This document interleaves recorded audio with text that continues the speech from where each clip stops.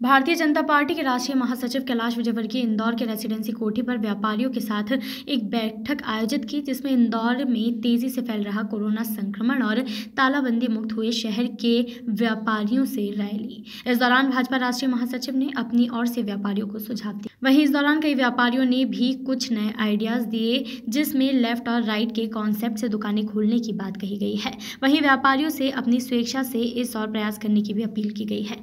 विजयवर्गीय ने भी माना कि इंदौर की स्थिति बेहद चिंताजनक है। बाहरी गांव से मरीज आकर भर्ती हो रहे हैं, इससे स्थानीय तौर पर अस्पतालों में बिस्तर की कमी आ रही है। उन्होंने माना कि ऑक्सीजन की भी कमी शहर के अस्पतालों में आई है, लेकिन उसे दुरुस्त करने का प्रयास किया जा रहा है।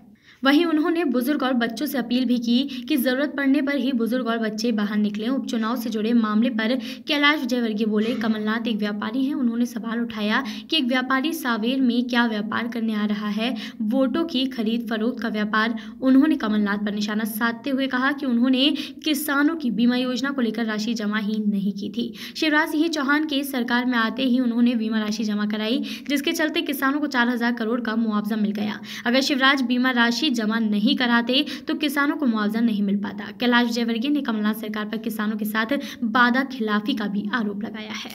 बैठक की गई है, किस तरीके के निर्णय लिए गए हैं कि किन जो इस कोरोना काल में किन बातों पर ध्यान देने योग्य बातें की गई हैं? देखिए, आज आवश्यकता अवेयरनेस की है। अब हमें लॉकडाउन करना, दुकानें मार्केट बंद करना, ये अब आवश्यक नहीं। आवश्यकता इस बात की है कि अब हमें समझना है, हमारा माइंडसेट इस प्रकार बनाना है कि कोरोना भी रहेगा, हम भी रहेंगे, और इसलिए कुछ प्रोटोकॉल का हम पालन करें। यदि आवश्यकता हो तो ही घर के बाहर निकलें, आवश्यकता हो तो घर के बुज़ुर्गों को बहुत ज़रूरी हो तो बाहर निकालें, तो घर के जो सीनियर सिटीज़न हो घर के अंदर रहें, बच्चे घर के अंदर रहें, क्योंकि बच्चों के लिए और सीनियर सिटीजन्स के लिए ये वायरस थोड़ा सा खतरनाक है। बाज़ारों के अंदर हमने सबसे आग्रह किया, और मैं इंदौर के सभी नागरिकों से आपके माध्यम से आग्रह कर रहा हूँ कि एक मास्क अपने जेब में रखें, फेस कवर अपने जेब में रखें। जब भी निकले, कोई अगर ऐसा मिल जाए जो मास्क नहीं लगाया तो उसको निकाल कर दे दें। दुकानदार अपने घरों में, अपनी दुकानों में कुछ मास्क रखें। जैसे ग्राहक आए और लगे कि मास्क नहीं लगाया हुआ है या प्रॉपर मास्क नहीं है, तो बोले इस मास्क को डस्टबिन में डाल दो, ये वाला मास्क लगाओ। हम शहर के अंदर एक वातावरण बनाएं, क्योंकि अब शहर को हम बंद करने के पक्ष में नहीं हैं। शहर चलना चाहिए, क्योंकि ये शहर व्यावसायिक राजधानी है मध्य प्रदेश की। इस शहर की जीवंतता व्यापार चलने से, और यदि व्यापार बंद होगा तो शहर की जीवंतता कम होती है। और इसलिए व्यापार चले, पर अवेयरनेस बहुत ज़्यादा ज़रूरी है। और मैं इंदौर के नागरिकों से निवेदन करना चाहता हूं आपके माध्यम से कि बहुत ज़रूरी हो तो घर के बाहर निकलें, और विशेषकर सीनियर सिटीजन्स और बच्चों का विशेष ध्यान रखें।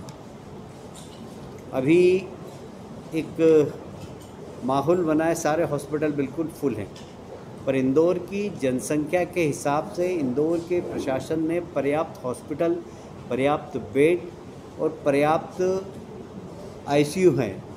पर इंदौर के ऊपर प्रेशर उज्जैन संभाग का भी है, भोपाल संभाग का भी है, और अब तो ग्वालियर संभाग से भी पेशेंट्स आ रहे हैं। और इस प्रेशर के कारण हमारे यहाँ के हॉस्पिटल्स अभी लगभग फुल हैं। हम ये आग्रह करेंगे कि जो नौजवान हैं, यदि बाय द वे वायरस से संक्रमित हो गए तो होम क्वारंटाइन के माध्यम से इलाज कराएं, अस्पताल उनके लिए ज़रूरी नहीं है। लॉ एंड ऑर्डर बिल्कुल ज़ीरो है, और राजनीतिक अपराधीकरण हो गया, और नौकरशाही का भी राजनीतिकरण हो गया। जो नौकरशाह है वो भी राजनेता की तरह काम कर रहे हैं, और इसलिए एक तरीके से प्रजातंत्र की रक्षा के लिए वहाँ पर जनता ने तय कर लिया कि वर्तमान जो सरकार है उसको हटाना ज़रूरी है।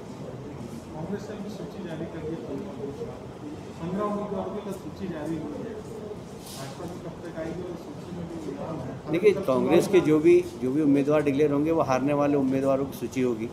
तो 15 अभी हारने वाले उम्मीदवारों की सूची जारी हो गई, बच्चे भी हारने वाले उम्मीदवारों की सूची जारी हो जाएगी। बीच में सूची में बदलाव से राजेश अग्रवाल का नाम आ गया था। राजेश अग्रवाल भारतीय जनता पार्टी के कार्यकर्ता हैं, वो भारतीय जनता पार्टी के कुछ जवाबदार कार्यकर्ता हैं, इसलिए भारतीय जनता पार्टी को उम्मीदवार को जिताने में लगे हुए हैं। का अधिकार ही नहीं, उन्होंने तो इसकी राशि जमा ही नहीं की थी। कमलनाथ जी ने बीमा राशि जमा ही नहीं की थी जो शासन को जमा करना थी। उससे कम से कम 3-4 हज़ार करोड़ रुपए का किसानों का नुकसान होता। ये तो शिवराज जी आए और आते ही उन्होंने जमा कर दी, तो कम से कम 4,000 करोड़ रुपए किसानों को मिल गए।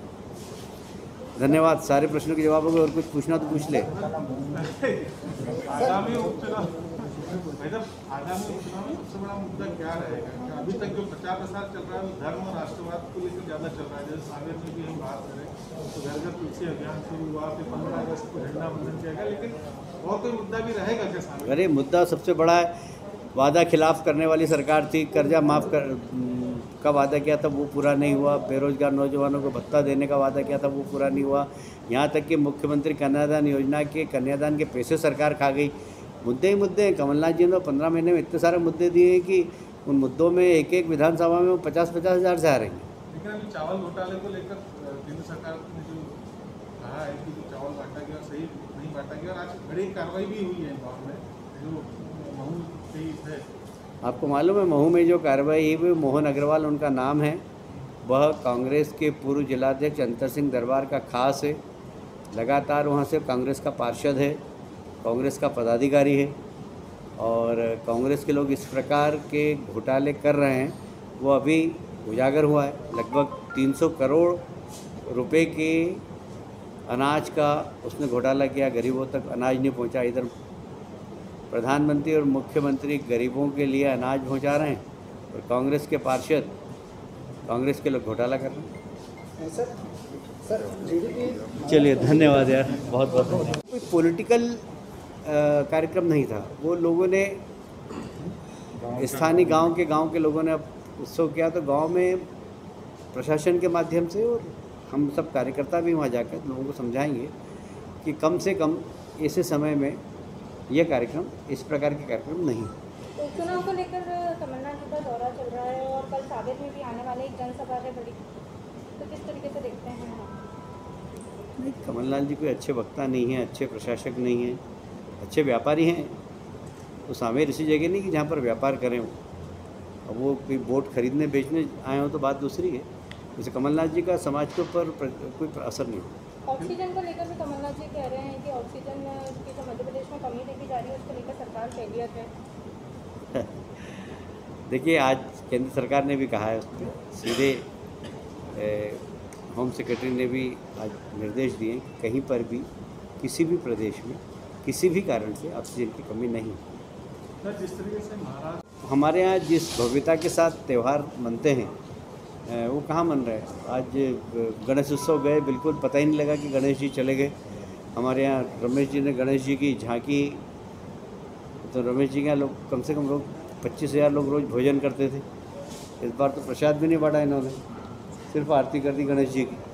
तो सब ने अपने अपने हिसाब से उत्सव को छोटा किया है। देखिए, उत्सव परंपरा ये समाप्त नहीं होना चाहिए, मैं इसका पक्षधर नहीं हूँ।